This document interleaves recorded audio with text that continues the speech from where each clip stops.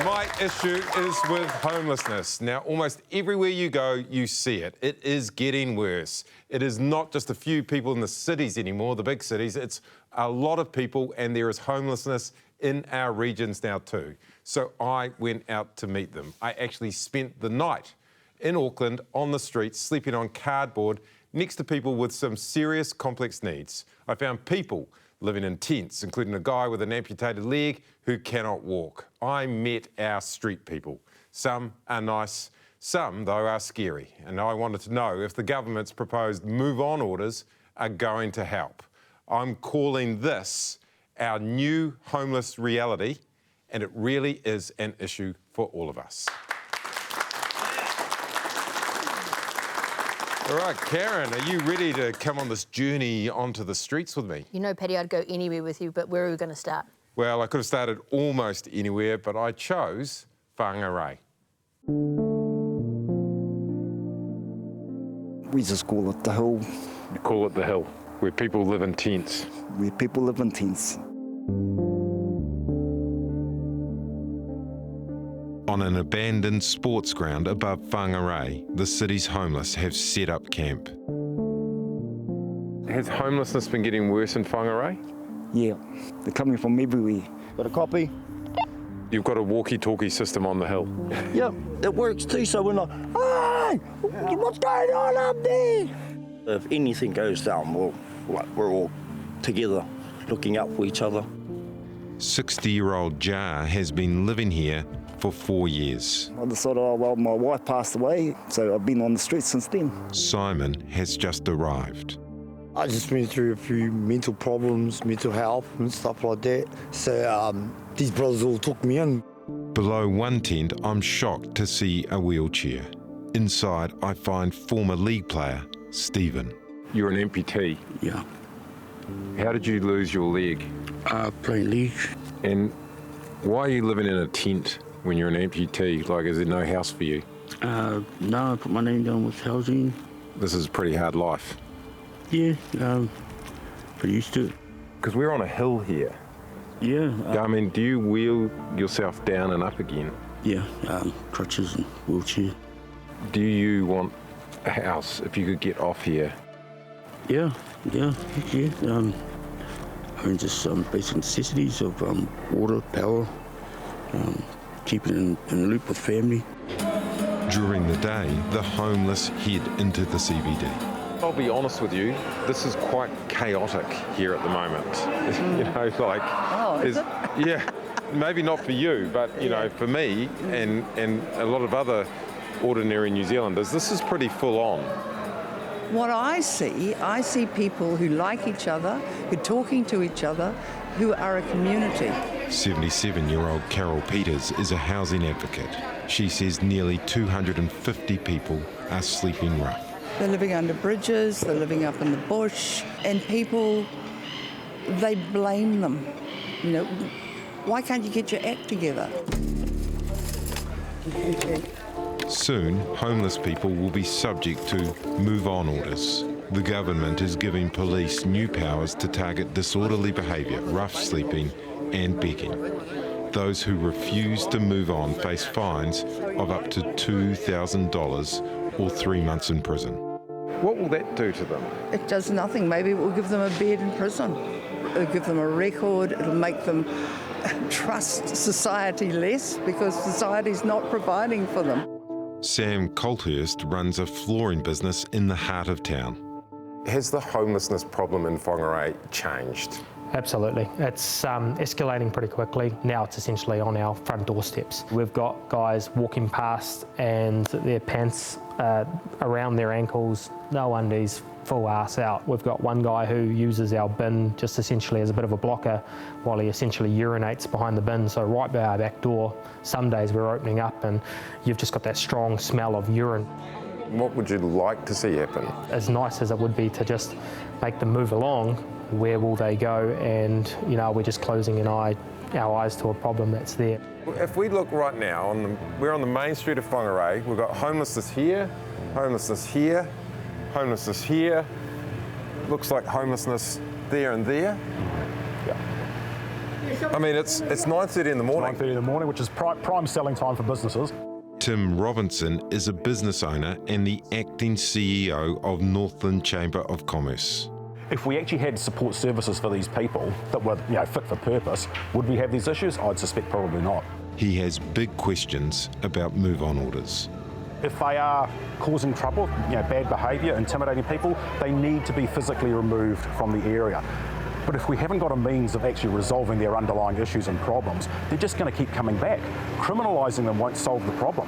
We've got to figure out how do we take care of them once we've moved them on. You say that as a business person here that is Directly affected. the move-on orders won't work. They won't work as they're proposed, is all I'm saying. It's not going to work. He says they won't work. He says they won't work. But this guy also needs somewhere to go. 100%. He needs a roof over his head. He needs somewhere to look after him and as I say, the wraparound services for whatever his issues in life might be. So where are we going now? We're going in here. Let's go. The homeless aren't just living in tents. I sort of come to here and I just sort of throw myself up here. Some, like Shane, have gone bush. Oh, it's another 5-minute walk. Whew, cold day. Are you okay? He's okay, eh? Shane, a former fisherman, has spent the last year building himself a house, This is my place, bro. propped up on a cliff by puriri trees. Paddy, this is my home, mate. Come on in. There's no door on it, bro. No, we don't need one. This is home, sweet bloody home. And is this your bedroom? This is, my bedroom. And you've got a shower. I've got a shower, yep. This is my kitchen. Couch. This is my lounge. I've got a ton of magazines like Home and Garden, that kind of stuff. You've got Home and Garden magazines. Yeah, I like that kind of shit. And underneath here, it's straight down. This is safe as. There's a lot of movement. Safe as. Yeah, there's a lot of movement in it. Well, you have I'm to. just going to hang on to this tree. Well, you never know. You say home sweet home. You are homeless though. Yeah, I'm homeless. I'm sick of living with other people. I can't afford my own place. And other people seem to let me down, or I let them down. You know what I mean? Like many homeless people, Shane has battled drug addiction. I'm a heroin addict, ex-heroin addict. I have been clean for a few years now. Every now and again, I will do a bit of meth, but I smoke weed pretty much all day, if I can afford it. What is your message to New Zealand about homelessness? I think we're mental health. We don't see things the same as everybody else. And what do you make of the government's move-on orders? I know why we're getting moved on, because we're a pain in the ass to everybody else who wants to go about their life and go into that shop that homeless guys, slept out of. And it's scary for them, and I do know why we get moved on. But without Shane's remarkable resourcefulness, where do the homeless go? Mayor Ken Cooper has set up a task force to work that out. Over on the hill over there, there's homeless people living permanently in tents here in Whangārei. It's not something that we as a city are proud of, and it's certainly not something we aspire to.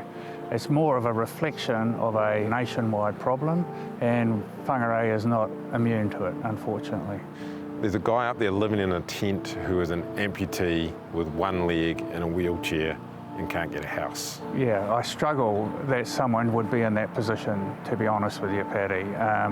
They shouldn't be, and I would say that there has been a gap in the services somehow. That should not happen. Whangārei has just launched a wellness hub to support the homeless. So rather than just saying, look, you've got a problem, what shall we do? It's, you've got a problem, let's talk to you, let's figure out how we can help you, and which pathway. Is it to housing? Is it to mental health? Is it to drug and alcohol addiction type services?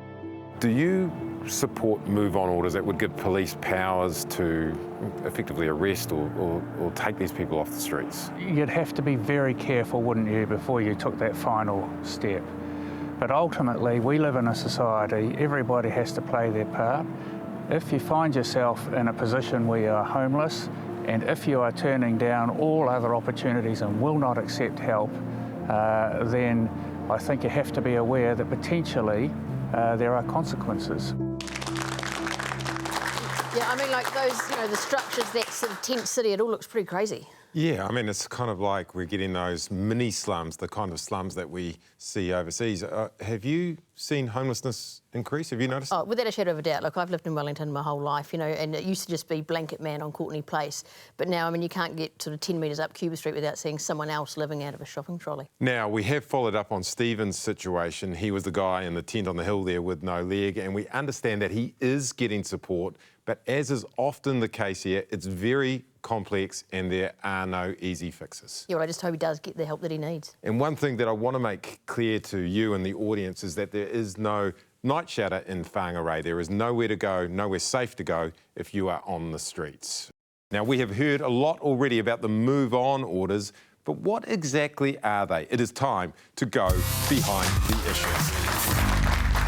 Now, the government wants to give police the power to move on someone who is being antisocial. Now, here is a crucial bit of this that people often miss. It is for a period of 24 hours. It means police can just move them on rather than arrest them. And the idea is that police can defuse disorderly behaviour before it escalates. Just get someone out of the area.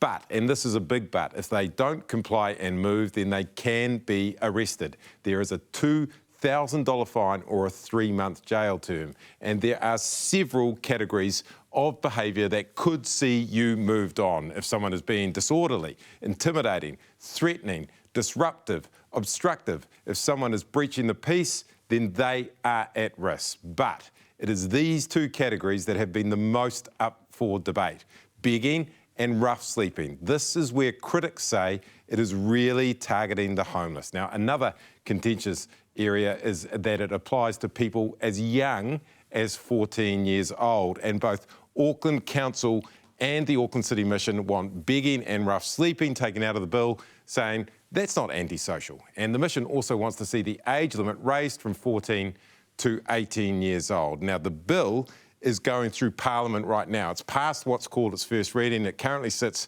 with the Select Committee, meaning it isn't actually into the House and law yet. But the big question is, will it get in there and will it be put through and made into law before the coming election? Now, I wanted to find out who lives on the streets in Auckland, what they make of these move-on orders, and what it's like to spend the night as a rough sleeper.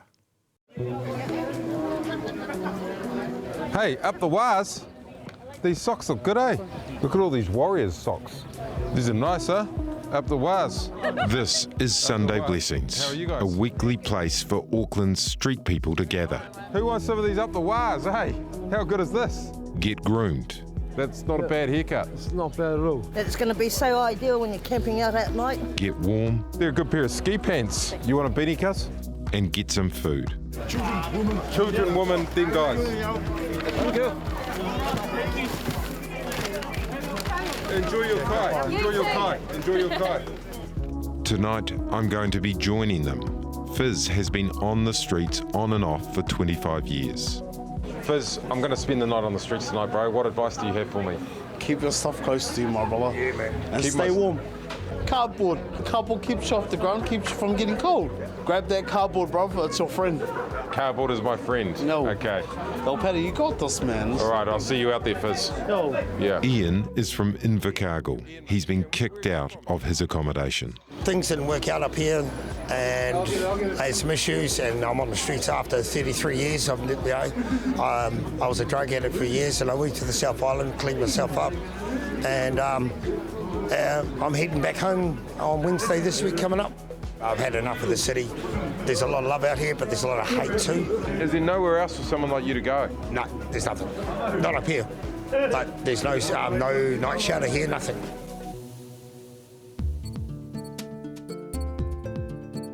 Arnetta has been sleeping rough for 10 months now.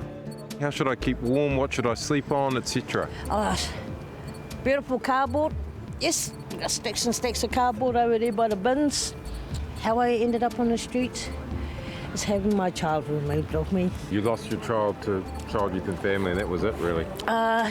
It was only the beginning of it all, and that my mother passing, my eldest child passing, grandparents passing, and that. And you hit the streets? Mm-hmm. And still positive. That's all we can do is stay positive all the time. Downtown, I find Chris and his dogs, Lulu and Mama. They're like family to me, eh? Chris, what brought you to the streets? Lack of faith in people, misspent youth and a colourful life. As they try and say we're all bad apples, no, we're not. We're just humans as well, like anyone. 3 months ago, Chris was offered a house, dogs included. I don't want to do another winter out here. It's the first time in my life I've had a place in my name. 54 years age. He now wants shelter for his homeless mates. That would help, a homeless shelter in Auckland. A homeless shelter would help massively. As we speak, Rafe and Paige arrive. They've both been homeless. I was at the Auckland Library using the free Wi-Fi on my phone when I had been living on the streets, and I matched with Paige on Tinder. So this is streety Tinder, basically. Streety Tinder, yeah. We've never left each other since. Yeah. You've got a house at the moment. At the moment, yeah, we've just recently, about 3 weeks ago, cracked us an apartment up the road. But yeah, it's been a journey. It's been up and down because there's a lot of stuff that goes on in Auckland City. I guess it's pretty full on for a young couple. It's dangerous, especially at night time. You just got to be careful everywhere you go. My tip, which you probably won't do, but all my valuables when I'd sleep on the street, you put into your underwear and you tuck it right under, and then you go to sleep so no one knows where it is if they search your pockets. So yeah, it gets pretty full on out here. You guys bro. are making me nervous. Bro. Yeah, and I'll chuck everything down my undies. Okay. It's time for me to find a place to sleep. Yeah, well, every single person has said to get cardboard, so that's what I've got, cardboard. I've got 2 pieces because I'm obviously pretty tall, so thank you, Something Dumpling, for your box, because I'm going to sleep on it tonight. Let's go get a little bit of sleep, eh, in Auckland. I reckon I'm safe bedding down with David and Ian, who I met earlier. And this is a good spot here, under this. Yeah, at times, yeah, definitely. If it's going to rain, we aim for the shelter. Numbers as well, you know, strength in numbers. Strength in numbers, yeah. Yeah. Why are you boys eating celery? So good, man. Very crispy, healthy. Mate, you've got some free celery, Jesus. If you don't laugh, you bloody cry, mate. So, hey, I'm eating celery for the first time in 30 bloody years. Do you mind if I sleep in here, G? Here, boys. Got this cardboard box from Something Dumpling. How are you finding this life, mate? I hate it. Simple as that. You know, like, everyone deserves a roof and power and electricity and heat. Everyone, no matter what. What do you reckon, 3 layers? Do you guys set an alarm or what? The alarm is the birds, bro. The birds? Yeah, man. You know, there's a lot more light around than I thought. It's the safest way to be, mate. I know it's safe, but I don't usually go to sleep at home with the lights on. You know what I mean? Yeah, well, I usually welcome to home. The other thing, there's a bloody waterfall over here. Yeah. I mean, that's the scenery, mate. It does. Good ambience. It is good ambience, eh? It is good ambience.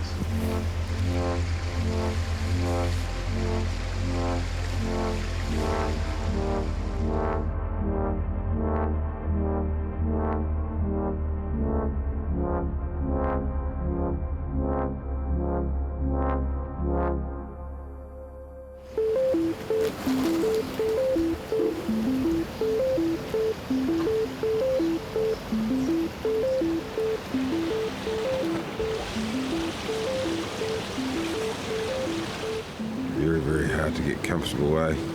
6:12 in the morning. How was your sleep? But yeah, I wouldn't want to sleep out here every night. I guess I was worried about someone coming along and kicking us in the head or something. You wouldn't want that every night. They suffer a lot of mental illness out here. It's quite sad because there's no help for them, nothing. Sometimes that guy over there flips out. And the government's doing nothing about it. And we're supposed to be a first world country. Welcome to New Zealand, bro, that's all I can say. You know? Even though the move-on orders aren't in yet, these guys say that the council is already getting them to move. What are you going to do now? Now we're going to pick up, get out of the way of the city council when they arrive, Usually they're here nice and early with the police to move us on. So I like to be gone before they even get here so I don't get arrested. Yeah. How does it make you feel as a person when they move you on, David? It's very degrading, but you know, you got to remember we're in public. You know, we share everything with everyone else as well, and I'd imagine it must be annoying having people sleeping outside the door and not letting you into work. So you got to have these people that help other people like us move on.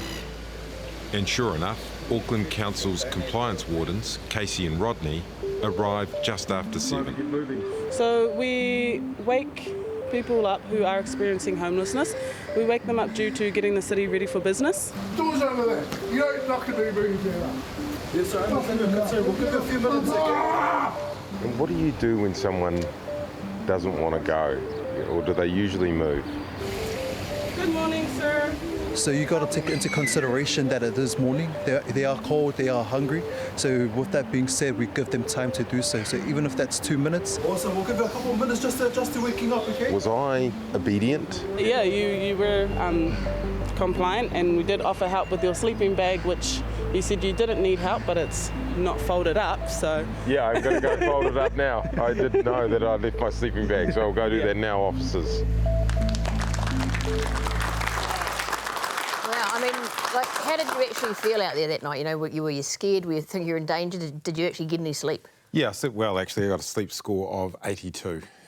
But other than that, I did actually feel a little bit scared. But I have to say, I did have an undercover security officer with me, and he did actually intervene on a number of occasions with the more scary sort of homeless people, the ones with addiction issues, the ones who were drunk, drugged up, or with serious mental health issues. And what I really do want to point out as my big observation is I know that there is a cost of living crisis out there, and that is real, but what I saw out on the streets was a mental health crisis. Yeah, well, I mean, like you said, there's no night shelter in Whangārei, and now we've just learned that there's not even one in Auckland. I mean, what's going on? Yeah, no night shelter in Auckland either. Nowhere safe for these people to go. That's what a night shelter would do, give them somewhere safe to go. And I just want to make it clear that the officers that we saw moving people on were the council officers, nothing to do with the proposed new move-on laws that we're talking about tonight that would involve the police. Now, next, I headed out to Newmarket Shopping Centre, where they've got some pretty serious security officers on patrol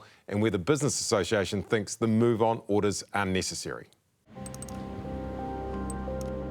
In Newmarket, a team of security guards keep an eye out for any trouble. So we've got 7 people working 7 days a week, 10 till 6, patrolling the streets of Newmarket. Mark Knopf-Thomas runs the security team through the Newmarket Business Association. Do you think the move-on orders are needed? Yeah, I do think they're needed, and most retailers I've spoken to, especially bigger box retailers, they're really supportive of them. It's about trying to stop a behaviour and breaking a situation to move it on for 24 hours. It's been pretty appallingly communicated, and so it's been picked up and whipped into a storm. There are some pretty challenging things happening every day. Are you guys body cams on? We've had groups of people sitting outside a business making snide comments to customers coming out of a waxing clinic. We've had situations where somebody's been sitting outside or right beside an ATM, intimidating, asking for money. We've had people who are sitting in door fronts blocking passageways in. But it's been categorised as targeting one category of people because of their status in life. And it's not about that for me. And that probably falls back on the government for communicating it in not a very clear way. You seem to be saying these move-on orders aren't there to target homeless people. It's not targeting homeless people, it's targeting antisocial behaviour. It's targeting behaviour which could be intimidating, it's targeting behaviour which could be blocking the ability for businesses to do trade. Everybody has got the right to enjoy public space, 100%. But the police also should have the right to be a circuit breaker and have a move-on order to not have to arrest somebody, but actually break a problem which is happening in real time. And personally, I would rather our police are freed up to do things which are a better use of their time than processing somebody through the arrest process, taking them back, filling in the paperwork, etc. If they can issue a move-on order 24 hours to break a situation from happening, that's a great idea, I think.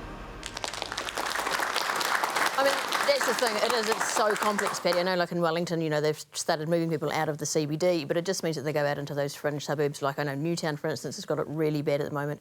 It's not solving any problems, it's just moving them. Yeah, it is complex. It's also important to note that even a lot of the homeless people that you saw in my 2 stories there acknowledge that they can be a problem and upset everyday people as well. I am joined by Justice Minister Paul Goldsmith, who is in charge of the proposed move-on orders. Now, Minister, why don't you go and do a night on the streets to see what it's like, just like I did? Well, good on you, Paddy, for doing that. I've certainly had plenty of engagement with people who have been rough sleeping. Of course, the move-on orders are not just about rough sleeping and homelessness. It's about disorder in our CBDs and our main streets, and wanting to reclaim those streets for the enjoyment of people who live there, who work there and who visit there. Have you actually talked to a homeless person about the move-on orders? Yes, actually. I went to the City Mission in Auckland and had a conversation with several, with the City Missioner, but obviously also interactions around town. All right, let's cut to the chase on this. The move-on proposal has ended up looking like an attack on the homeless, whether you like it or not, when it should have really been, in your words, about fixing antisocial behaviour. Could you, Minister, have communicated this a bit better? Well, Paddy, I'm sure you've got some advice on all these matters. I've done my best and will continue to do my best.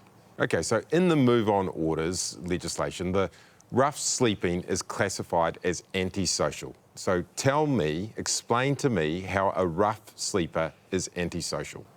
Well, look, it's just about creating an environment where there is a sense of disorder in our main streets, and I think everybody's aware of it. If people are sleeping on Queen Street in Auckland CBD during the day outside a place where people are trying to actually make a living, putting up these structures with paper, with cardboard and so forth, it all contributes to an atmosphere where people feel unsafe.